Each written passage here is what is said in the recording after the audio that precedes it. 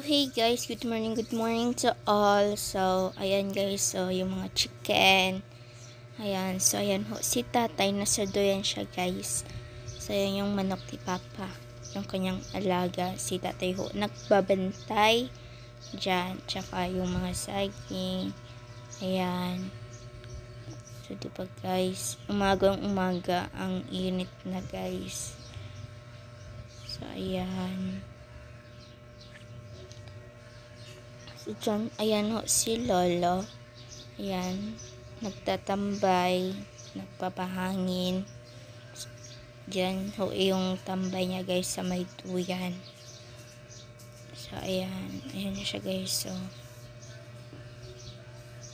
ayan. So, guys, mamaya makikita nyo yung kambing namin. So, ayan guys. Kasi ipapakita ko yun sa inyo guys. Ayan guys, so yung sa dulo. Yun ho, yung kambing. Dati guys, dalawa lang yan. So ngayon marami na sila. Ayan yung isa. Ayan o. Ayan, naglalakad. Ayan. Tapos doon sa dulo pa yung isa guys. Tsaka meron pa yung maliit.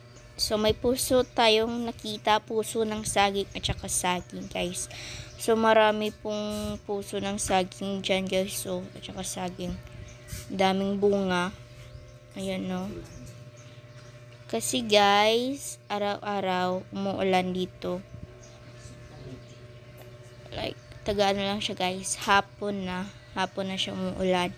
So, ayan yung isang kambing namin. Lalaki yan, guys. Ayan. Yan ay si Kalataw. Kalataw po yung name niya. So, ayan. Ang haba ng kanyang tenga, guys. Tsaka yan yung dalawang kambing na kambal. Yan, guys. So, ang ganda ng color nila. Ng kulay. Ang ganda. Yan, di ba nakikita nyo? Guys, ang kanyang color ay 7 colors. Parang military. Yan, di ba? Ang cute nila, guys. So, ayan. At saka ito naman yung ating mga baboy. Yan po ay ang aming mga boar. Dalawa po yan guys. Sila lang dalawa yung boar namin. So ayan. Kumakain pa sila guys. At saka meron kaming 3 inahing baboy. Tapos ayan. Mga buntis yan guys ha. Buntis na yan. So ayan. Hindi ko alam kung pila ng months. Months na. So guys, mga last week ng June guys, ay mga anak na tong 3 guys. Like, literal na sabay-sabay sila mga anak guys. So, ayun. So, ayan. Baka nga isa-isa kami nila yung mama at papa magpanganak eh. Ako nasa isang inang baboy, si mama nasa isang inang baboy rin. Saka si papa, yan dyan, sa isa-isang inahin. Kasi sabay-sabay sila guys, 3 sila. So, ayan yung mga ano guys, yung mga anak ng inahing baboy namin. Ang laki na nila guys. So, yung iba ay binenta. Ayan. Kasi ang mahal ng feeds guys, kaya ibinenta yung iba. So, ayan, 3 na lang ho sila natira. Tsaka ito rin yung isang baboy, gagawin rin yan ng inahing. Pero, ang bata pa niya guys, pero dyan muna nilagay. So, ito po yung isa. Ayan. Gagawin din yung inahing baboy, guys. So, bali, 2 po yung gagawin inahing baboy. Ayan.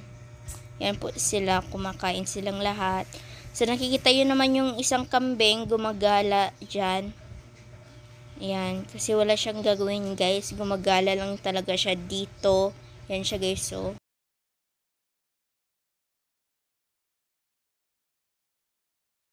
So guys, kaya nga nandito siya palagi kasi maliit pa lang siya, namatay na yung kanyang nanay, kaya nga na-survive siya guys.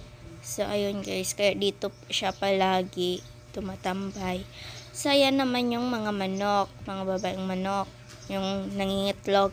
Tsaka ito naman yung mga pato, ang dami pa rin nila guys. Ayan kumakain rin sila.